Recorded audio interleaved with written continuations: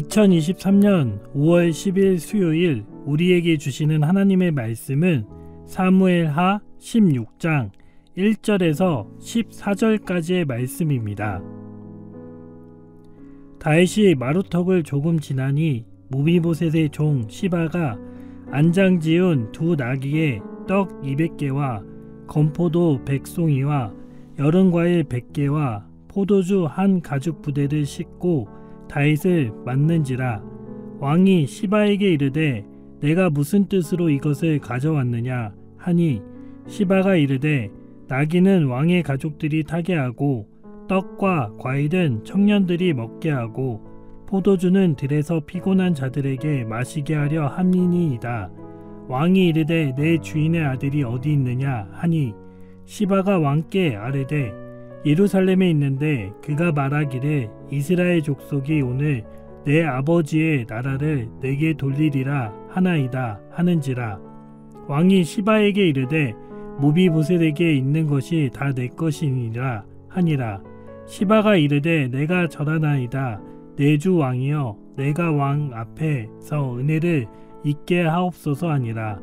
다윗 왕이 바후림의 이름에 거기서 사울의 친족 한 사람이 나오니 게라의 아들이요 이름은 시므이라. 그가 나오면서 계속 저주하고 또 다윗과 다윗 왕의 모든 신하들을 향하여 돌을 던지니 그때의 모든 백성과 용사들은 다 왕의 좌우에 있었더라. 시므이가 저주하는 가운데 이와 같이 말하니라. 피를 흘린 자여 사악한 자여 가거라 가거라. 사울의 족속의 모든 피를 여호와께서 내게 돌리셨도다. 그를 이어서 내가 왕이 되었으나 여호와께서 나라를 내 아들 압살롬의 손에 넘기셨도다. 보라 너는 피 흘리는 자이므로 화를 자초하였느니라 하는지라.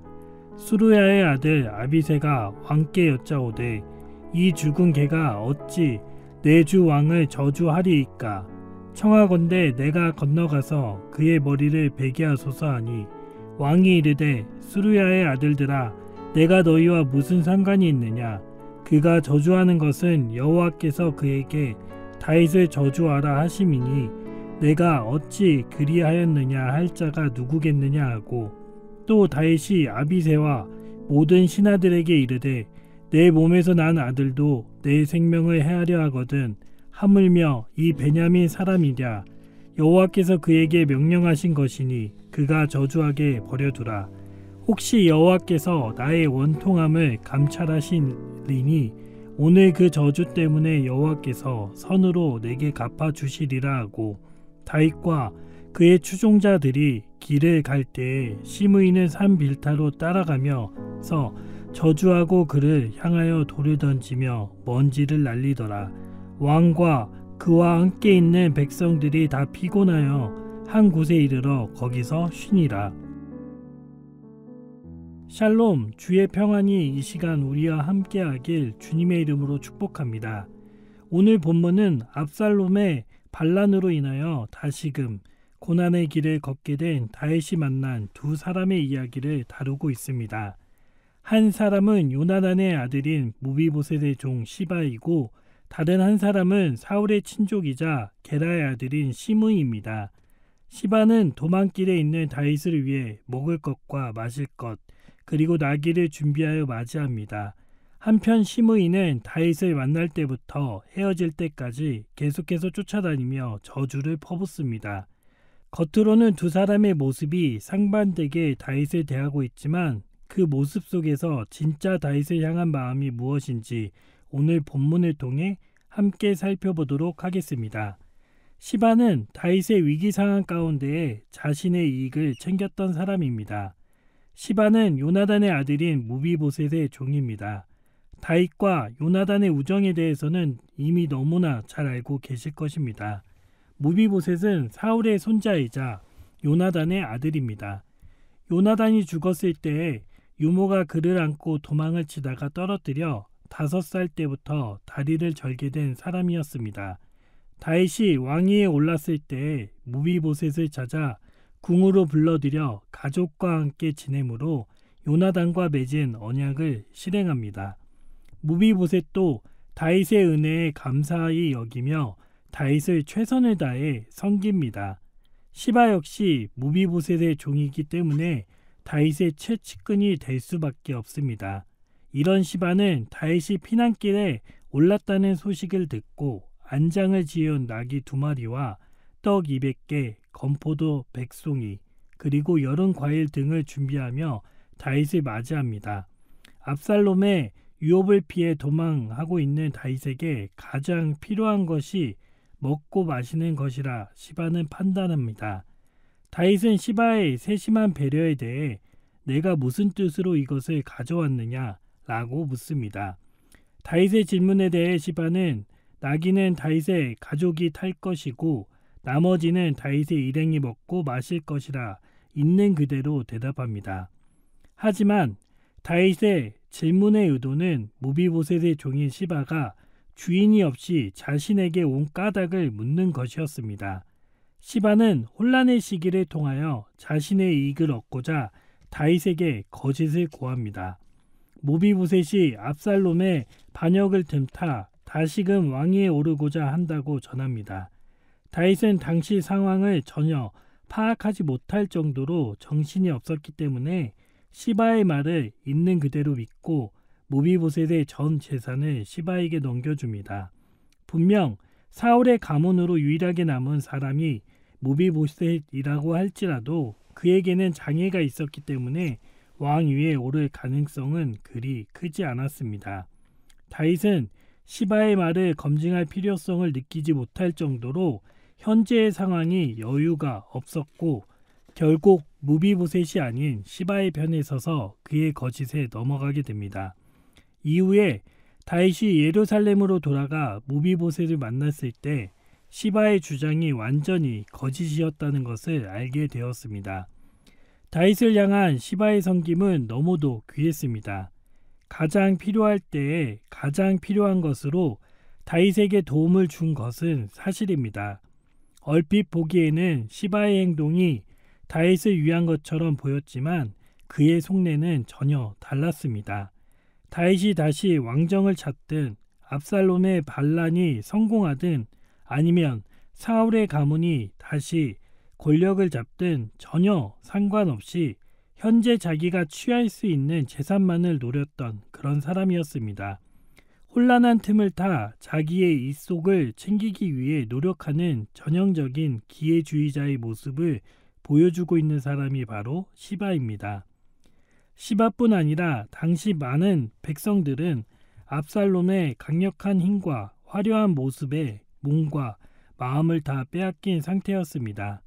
이에 반해 다윗은 찬란했던 영광은 온데간데 없이 또다시 도망자 신세가 되었습니다.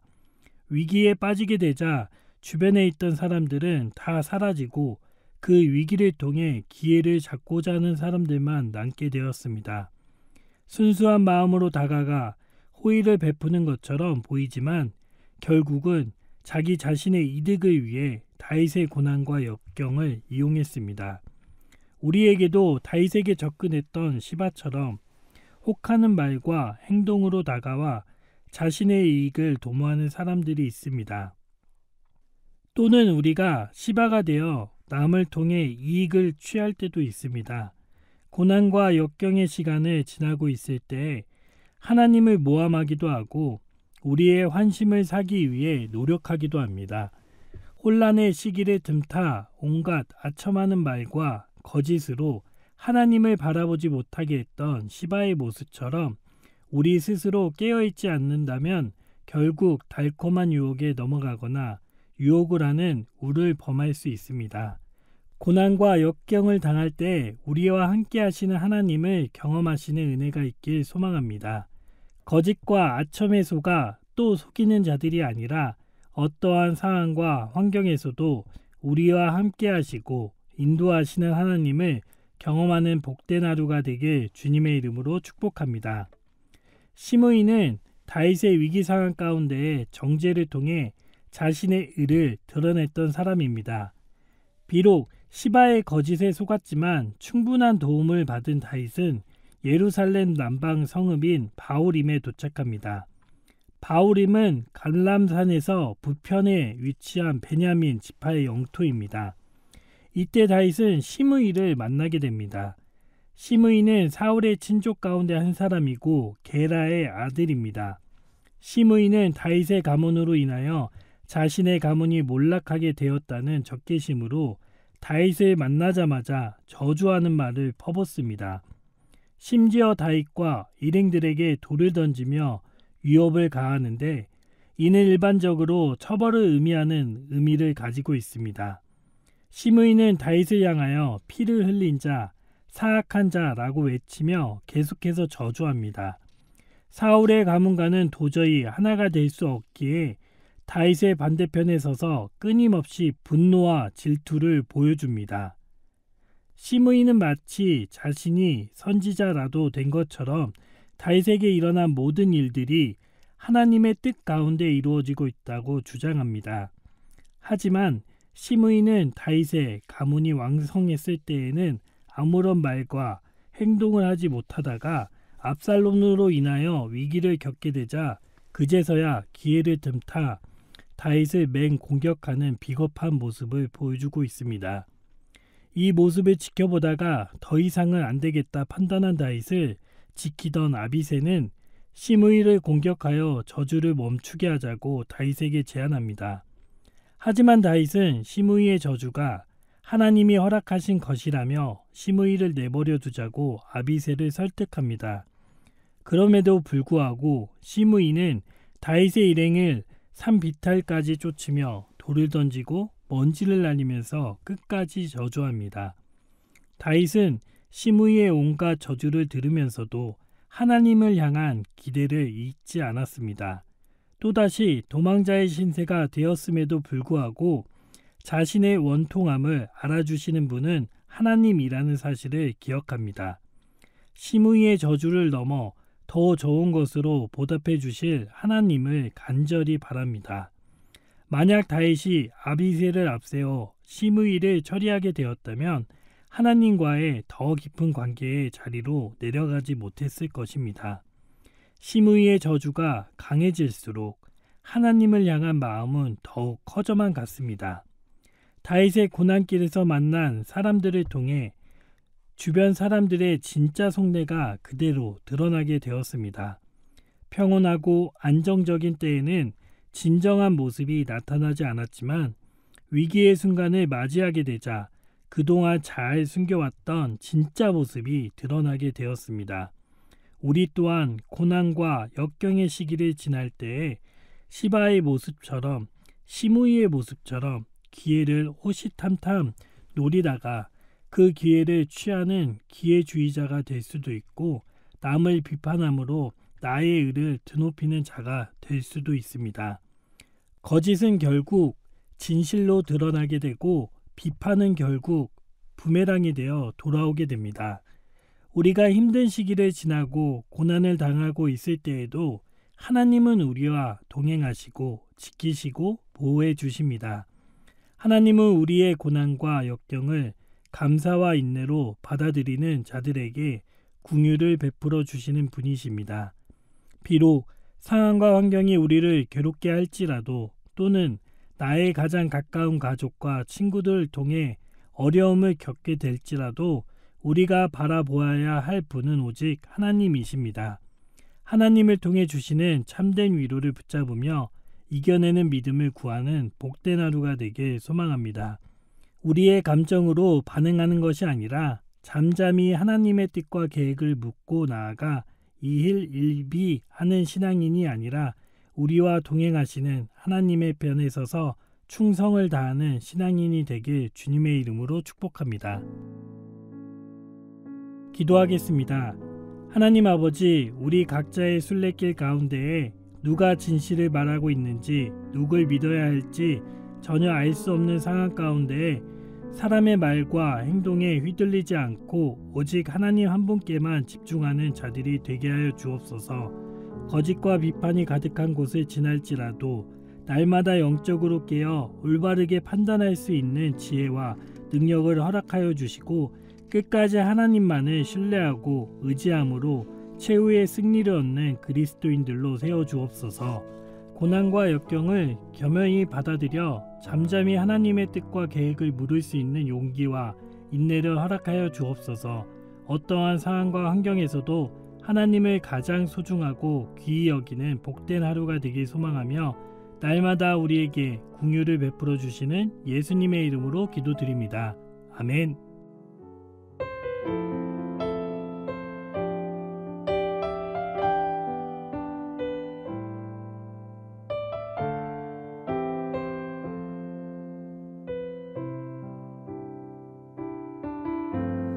예수 나의 좋은 치료자, 그의 눈이 머무는 곳은 나의 슬픔과 고통, 고개를 들어 그의 눈을 볼 때에 난 알았네. 예수 나의 좋은 치료자, 예수 나의 좋은 치료자, 그의 손길이 닿는 곳은 나의 상처와 아픔, 영원히 흐를 것 같았던 눈물 다 멎었네. 예수 나의 치료자.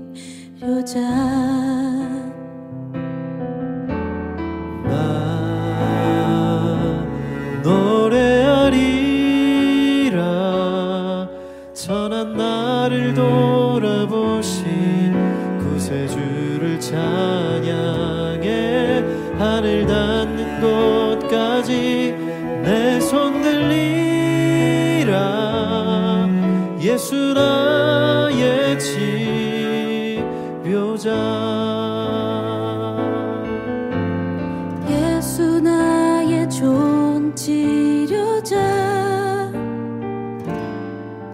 그의 손길이 닿는 곳은 나의 상처와 아픔, 영원히 흐를 것 같았던 눈물 다 멎었네. 예수 나의 치료자.